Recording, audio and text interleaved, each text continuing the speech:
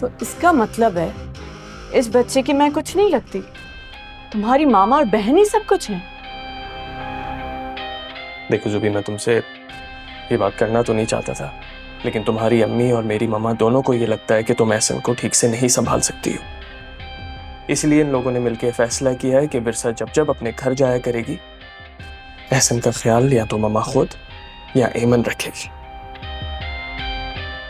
Actually तुम्हें मुझ पे ट्रस्ट ही नहीं है, इसलिए तुम अपनी मामा और बहन को मुझ पे तरजीह दे रहे हो। तुम्हारा तो बस एक ही काम है, हर बात का बतंगड़ बनाने की आदत है और कुछ नहीं।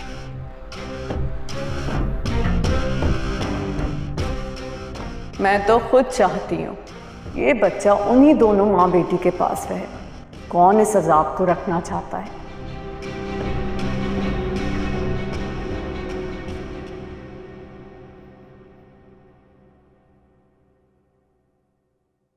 ये देखें, गर्मा गर्म सूप आपके लिए लेके आई हूँ, जल्दी से पी लीजिए। बेटा, मैंने तुम्हें कहा तो था मौसमी बुखार है, ठीक हो जाएगा। मैं तो मुझे वाकई मरीज समझ लिया। जब तक मैं यहाँ पे हूँ आप कोई भी काम नहीं कर सकती। बिस्तर से भी कदम नीचे नहीं रखना, सिर्फ आराम करना है। अच्छा, तुमने कौन सा हमेशा रहना है?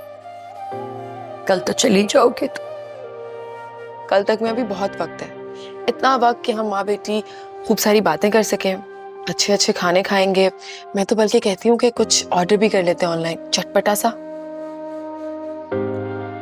जब से तुम्हारे अब्बू नहीं रहना बेटा, मेरा कुछ भी खाने को दिल नहीं चाहता, कुछ भी।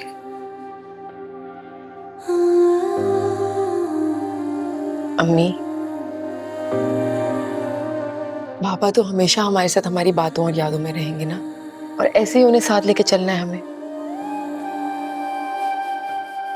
जब वो थे तो सोचा भी नहीं था कि मैं इस तरह अकेली रह जाऊंगी, बिल्कुल तन्हा। अब तो ऐसा लगता है जैसे सब कुछ बदल के कुछ भी पहले जैसा नहीं रहा। अरे अम्मी, हम अब्बू की खूबसूरत यादें, उनकी खूबसूरत बातें भी तो अपने साथ लेके आगे बढ़ सकते हैं। चलें, सूप पिए।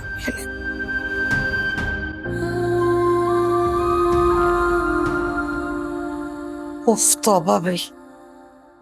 फरमान, मुझे इस औरत की जो है ना कभी कभी बातों से ना बहुत खौफ आता है। मैं खौफजदा हो जाती हूँ। तुम ये समझ रहे हो ना कि तुम कामयाब हो गए हो, तो ऐसा कुछ नहीं। क्या हो गया अम्मा, तुम तो बिल्कुल ही आग बगोला बनी हुई हो। आराम से बैठो बैठो बैठो बैठो, आराम से बताओ मुझे क्या हुआ। अरे होना क्या है, खुद इस छोटे से दिमाग पे जोर डालो और सोचो। अरे एक ऐसी औरत जिसके कमरे से उसके घर और कारोबार के कागजात चोरी हो जाएं, क्या वो चुप बैठेगी? कोई ना कोई तो बंद बांधेगी ना। माँ तुम भी ना बिना सर पैर के हाँकती रहती हो, ऐसा कुछ नहीं होगा। इतना मत सोचा करो, ये सोच के ना वजन कम हो जाएगा तुम्हारा। मेरा वजन कम हो या ना हो, लेकिन मेरी बात का वजन कम नहीं होगा। अनकरीब इस घर में कोई ना कोई बड़ा धमाका होगा जो तुम्हें और मुझे हिला के रख देगा। माँ मैं नहीं चाहता कि फातिमा चच्ची अभी इस घर से जाए, कि मेरा दिमाग उड़ गया ना। धमाका हमारी तरफ से होगा, उनकी तरफ से नहीं, और वो भी उनके सरों पे। अरे तुम मानो या ना मानो, मगर मुझे इन माँ बेटियों की खामोशी डरा रही है। तुम बस कर दो। अरे जा भाई, तू तो मानता ही नहीं किसी की बात।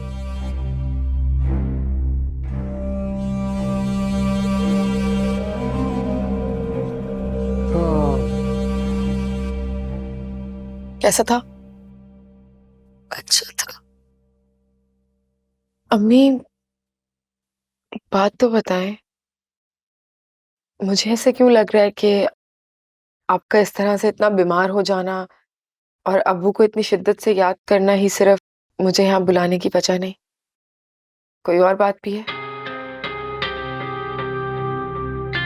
बताएं अम्मी, आप मुझसे कुछ छुपा रही हैं?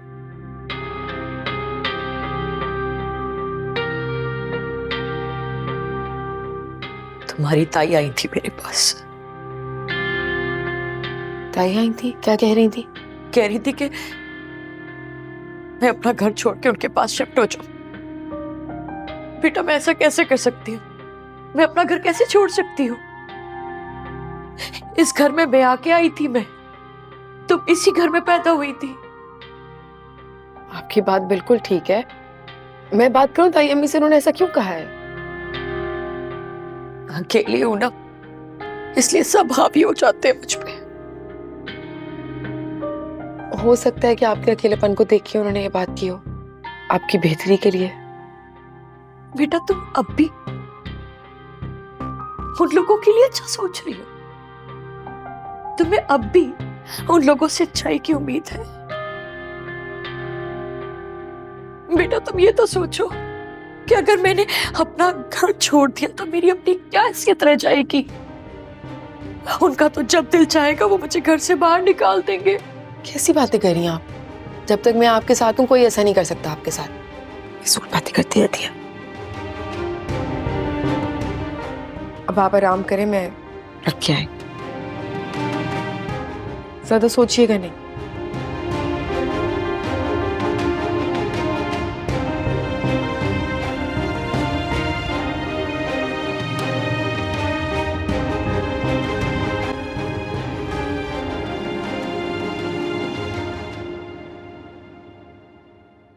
मुझे इस औरत की बातों से ना बहुत खौफ आता है। मैं खौफजदा हो जाती हूँ। तुम ये समझ रहे हो ना कि तुम कामयाब हो गए, तो ऐसा कुछ नहीं। अनकरीब इस घर में कोई ना कोई बड़ा धमाका होगा जो तुम्हें और मुझे हिला के रख देगा।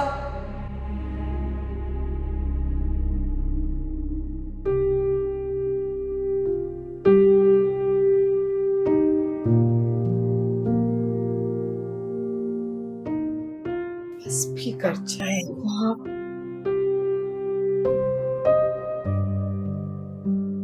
उम्र भी हो रही, कहा था ना इतना मत सोचें, तबीयत खराब हो जाएगी।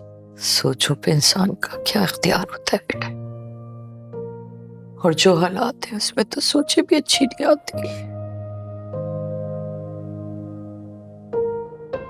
सोचा तो था कि आपको नहीं बताऊंगी, लेकिन आपकी मुसलसल परेशानी देख के लग रहा है कि बताना ही पड़ेगा।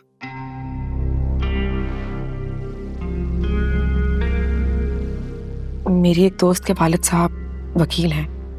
मैंने उनकी मदद से ना ही तो सिर्फ गुमे हुए कागजात की रिपोर्ट दर्ज करा दी है, बल्कि अखबार में भी खबर दे दी है। अब जिस किसी के पास भी हमारे कागजात हैं वो कोई फायदा नहीं उठा सकते। तुम सच कह रही हो बरसी? या अल्लाह तेरा शुक्र। तुम्हें अंदाजा नहीं है बेटा, तुमने मेरे दिमाग और मेरे दिल से कितना बड़ा बोझ हल्का कर दिया है। मैं तो डर गई थी कि डर गई थी, इसीलिए तो आपको बता दिया, वरना तो मैं डर रही थी कि कहीं आपके मुंह से गलती में भी ये बात ना निकल जाए, और अगर सच में फरमान भाई के पास कागजात हैं तो कहीं वो दूसरी चाल ना चल दें। अभी फिलहाल वो गलत फहमी में, उन्हें गलत फहमी में ही रहने दें। हाँ तुम फिक्र मत करो, नहीं पता चलेगा उसे। अल्लाह मियां तेरा शुक्र।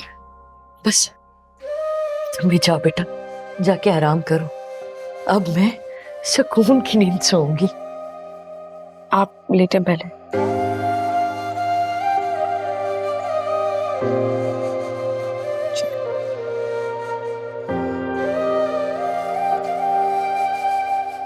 मैंने आपको तो अच्छे से दिलासा दे दिया, पर खुद मुझे इस बात का यकीन नहीं दिलाया गया कि वो कागजात कहीं गलत हाथों में चले गए तो इनका गलत इस्तेमाल नहीं हो सकता।